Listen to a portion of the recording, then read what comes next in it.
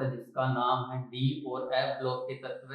उसमें डी और F block के तत्व में पहले अपन डी ब्लॉक के जो तत्व उनके कुछ क्वेश्चन पढ़ेंगे जो इम्पोर्टेंट है बोर्ड एग्जाम 2024 के लिए।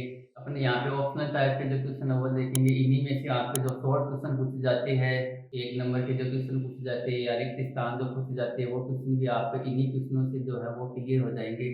तो देखो पहला जो क्वेश्चन है वो देखे डी ब्लॉक में से पहला क्वेश्चन है कि निम्न में संक्रमण तत्व नहीं है।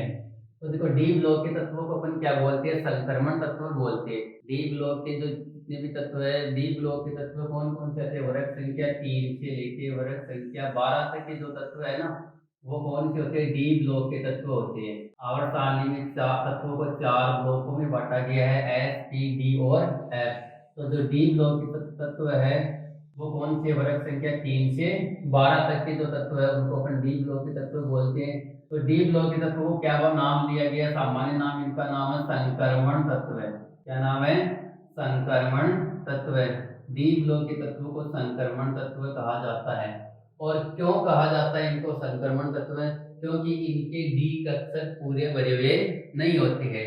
जिनके डी कक्षक में D1 से लेके D9 तक के जो इलेक्ट्रॉन होते हैं उन तत्वों को क्या बोला जाता है, संक्रमण तत्व बोला जाता है। क्योंकि डी कक्षक कब पूरा भरेगा, जब D10 विन्यास होगा तब डी कक्षक पूरा भरेगा। तो देखो इसके अंदर जो आवर्त सारणी के अंदर डी ब्लॉक की बात करें तो डी ब्लॉक को संक्रमण तत्व कहते हैं। और इनमें देखें तो तीन जो तत्व है Zn, Ed और Hg, ठीक है, और एक तो तत्व और आ गया Cl। इनको क्या नहीं माना जाता, संक्रमण तत्व नहीं माना जाता। क्योंकि इसका जो इलेक्ट्रॉनिक विन्यास होता है तो देखते हैं तो 3d10 होता है, इसका 4d10 होता है, इसका 5d10 होता है और इसका 6d10 इलेक्ट्रॉनिक विन्यास होता है। मतलब डी कक्षक इनके क्या होते हैं, पूरे भरे हुए नहीं होते। तो ये चार तत्व Zn, Cd, Hg और Cl को क्या नहीं माना जाता, संक्रमण तत्व नहीं माना जाता। तो इसमें Fp को संक्रमण तत्व माना जाता है, Ag को संक्रमण तत्व माना जाता है, Cu को संक्रमण तत्व माना जाता है, लेकिन Cd को क्या नहीं माना जाता, संक्रमण तत्व नहीं माना जाता। तो इसका राइट जो आंसर होगा वो कौन सा होगा, सी होगा, Cd कैडमियम, इसको संक्रमण तत्व नहीं माना जाता है। अगला है कि +7 ऑक्सीजन अवस्था प्रदर्शित करता है। 3D श्रेणी के अंदर 3D श्रेणी की जो डी ब्लॉक के तत्व होते हैं उनकी परिवर्तनशील ऑक्सीजन अवस्था होती है। तो 3D श्रेणी की अगर बात करें तो 3D श्रेणी के अंदर +1 से लेके +7 तक की तत्वों की ऑक्सीजन अवस्था होती है, लेकिन सब तत्वों की +7 ऑक्सीजन अवस्था नहीं होती है।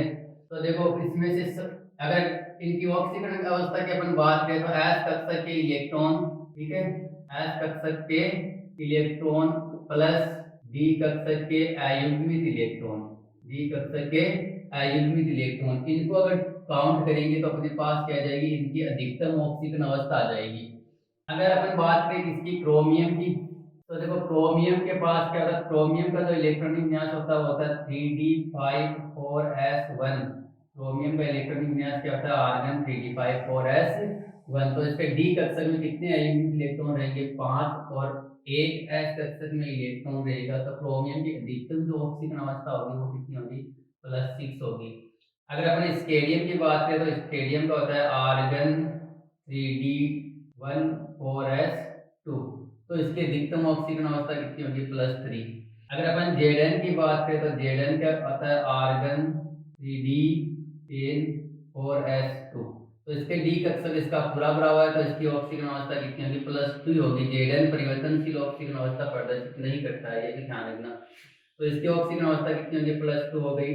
अगर Mn की बात करें तो Mn का इलेक्ट्रॉनिक विन्यास होता है आर्गन 3d5 4s2।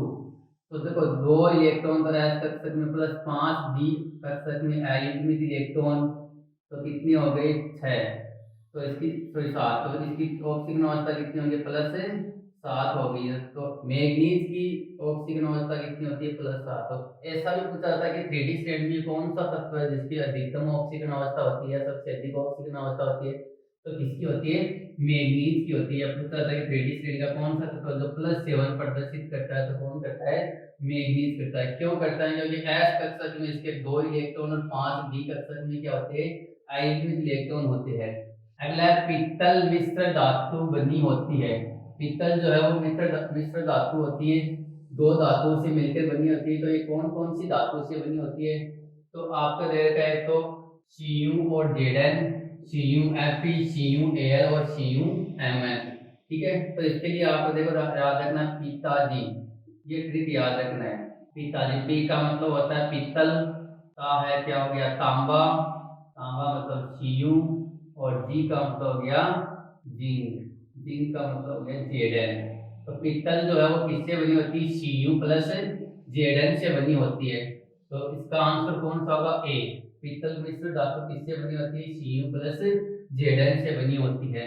अगला क्वेश्चन, मुद्रा या सिक्का धातु है जिससे सिक्का बनाया जाता है या मुद्रा बनाई जाती है, वो कौन कौन सी धातु होती है? तो तीन धातु होती है जिससे मुद्रा धातु कहते हैं, मुद्राएं बनाई जाती है। कौन कौन सी? कॉपर, तांबा, और Au मतलब गोल्ड, और Ag मतलब सिल्वर या चांदी। इनसे क्या बनाई जाती है? मुद्राएं या धातुएं बनाई जाती है। ठीक है, प्राचीन काल में तो सोने और चांदी से बनाई जाती थी, और आजकल किससे बनाई जाती है? कॉपर से बनाई जाती है। तो मुद्रा धातु या सिक्का धातु अपन किसको कहते हैं? इसमें FeCuZn है, इसमें CuCrZn है, और CuAg और Au। तो मुद्रा धातु किसे कहते हैं? Cu, Ag और Au, इनको क्या बोला जाता है? मुद्रा धातु बोली जाती है। तो इसका आंसर कौन सा होगा? सी होगा। अगला है, निम्न में से कौन से तत्व परिवर्तनशील ऑक्सीजन अवस्था प्रदर्शित नहीं करते हैं? वैसे डी ब्लॉक के तत्व क्या करते हैं? इसका गुण होता है कि परिवर्तनशील ऑक्सीजन अवस्था प्रदर्शित करते हैं। क्यों करते हैं? क्योंकि इनके डी कक्षक में क्या पाया जाता है? अयुग्मित इलेक्ट्रॉन पाए जाते हैं। तो जिनके डी कक्षक में अयुग्मित इलेक्ट्रॉन नहीं होगा तो वो क्या नहीं प्रदर्शित करेगी? परिवर्तनशील ऑक्सीजन अवस्था प्रदर्शित नहीं करेगी। तो कोबाल्ट और Fe के डी कक्षक में अयुग्मित इलेक्ट्रॉन होते हैं। Zn Cd जो होता है, इनका क्या होता है? डिटेल विन्यास होता है दोनों का, इसीलिए इनको अपन क्या नहीं मानते? संक्रमण तत्व नहीं मानते, और इसीलिए ये क्या नहीं प्रदर्शित करती? परिवर्तनशील ऑक्सीजन अवस्था प्रदर्शित नहीं करती है। दोनों की जो ऑक्सीजन अवस्था होती है वो कितनी होती है? +2 होती है। FeCO इसकी भी परिवर्तनशील ऑक्सीजन अवस्था है, तो सेम आंसर आ जाए यहाँ पे Fe और Cr है। Fe है Cr, तो ये भी परिवर्तनशील ऑक्सीजन अवस्था प्रदर्शित करता है। निकल और मैग्नीज ये भी क्या करते हैं? परिवर्तनशील ऑक्सीजन अवस्था प्रदर्शित करते हैं। इनके सबके डी कक्षक में क्या होते हैं? अयुग्मित इलेक्ट्रॉन होते हैं। Zn Cd Hg, इनके डी कक्षक में क्या नहीं होते? अयुग्मित इलेक्ट्रॉन नहीं होता है। तो ये क्या करते हैं? ये केवल और केवल +2 ऑक्सीजन अवस्था ही प्रदर्शित करते हैं, इनकी ऑक्सीजन अवस्था चेंज नहीं होती है। तो ये 5 क्वेश्चन है, इंपॉर्टेंट क्वेश्चन है बहुत ही, बोर्ड एग्जाम 2024 के लिए।